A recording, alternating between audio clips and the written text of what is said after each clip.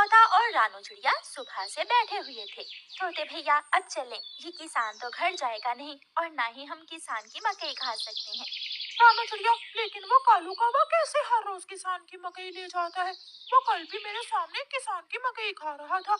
मैंने पूछा तो कहने लगा ये किसान के खेत से लाया हूँ। वो एक नंबर का चोर है, किसी न किसी तरह वो मकई चोरी करके ले जाता होगा।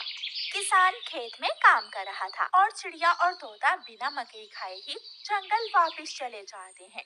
हाँ भी तोते और चिड़िया, बताओ क्या आज तुमने किसान के खेत से मकई खाई है? ना ना, हम तो सुबह से दोपहर तक पेड़ पर बैठे रहे, लेकिन वो किसान है कि घर गया ही नहीं और हम थक हार कर बिना मकई खाए ही जंगल लौट आए। मैं तो जा रहा हूँ, पेट भर मकई खाऊंगा भी और अपने साथ भी लेकर आऊंगा। कालू कौवा इंसानों की बस्ती की तरफ जाता है। कालू कौवा किसान के खेत में जाकर किसान से कहता है, किसान किसान, तुम्हें तुम्हारी पत्नी घर बुला रही है, तुम्हारे घर में मेहमान आए हैं। अच्छा, तो मैं जल्दी से घर जाता हूँ। कौवे, शुक्रिया जो तुमने मुझे बता दिया। किसान अपने घर चला जाता है और कौवा मजे मजे से किसान के खेत से मकई खाने लगता है। नहीं, मैंने तो आपको नहीं बुलाया। क्या मेहमान नहीं आए थे? तो फिर उस काले कौवे ने मुझसे झूठ क्यों बोला? कौवा झूठा है, मैंने तो उसे नहीं भेजा। कौवा पेट भरकर मकई खाता है और कुछ मकई अपने साथ लेकर वापस जंगल लौट जाता है। कौवे कौवे, एक मकई का भुट्टा मुझे भी दे दो। ना ना, मैं तो मकई का भुट्टा किसी को नहीं दूंगा, बहुत मुश्किल से लाया हूँ मैं। कौवा चिड़िया के सामने बैठकर मकई का भुट्टा खा रहा था और चिड़िया के मुंह में पानी आ रहा था। दूसरे दिन कौवा फिर से किसान के खेत में जाता है और किसान से कहता है, किसान किसान, मैं अभी अभी तुम्हारे घर से आया हूँ, तुम्हारे बेटे को तेज बुखार है, जल्दी से घर जाओ। कौवे की बात सुनकर किसान घबरा जाता है और कुछ सोचे बिना अपने घर भाग जाता है और कौवा मजे से मकई खाने लगता है। कहाँ है मेरा मुन्ना? मुन्ना तो बाहर खेलने गया हुआ है। क्या मेरा मुन्ना ठीक है? हाँ हाँ, मुन्ना तो बिल्कुल ठीक है। तो फिर इसका मतलब आज फिर उस शरारती कौवे ने मुझसे शरारत की है। उसने मुझसे कहा कि मेरे मुन्ने को बुखार है, मैं जल्दी घर जाऊं। वो कौवा जरूर आपको घर भेजकर खेत से फसल खाता होगा।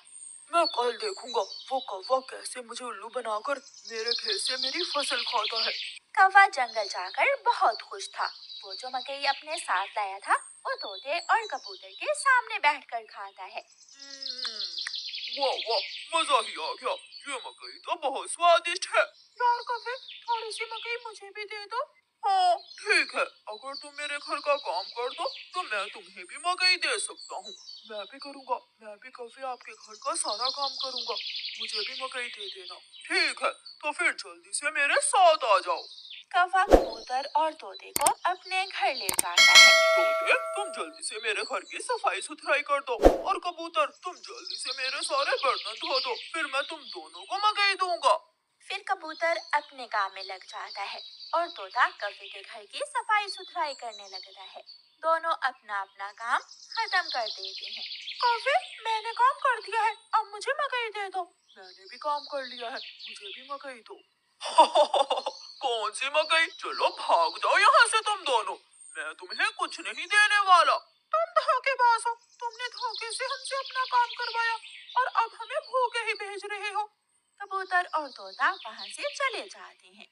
कौवा हर रोज की तरह अगले दिन भी किसान को पागल बनाने के लिए किसान के खेत में चला जाता है।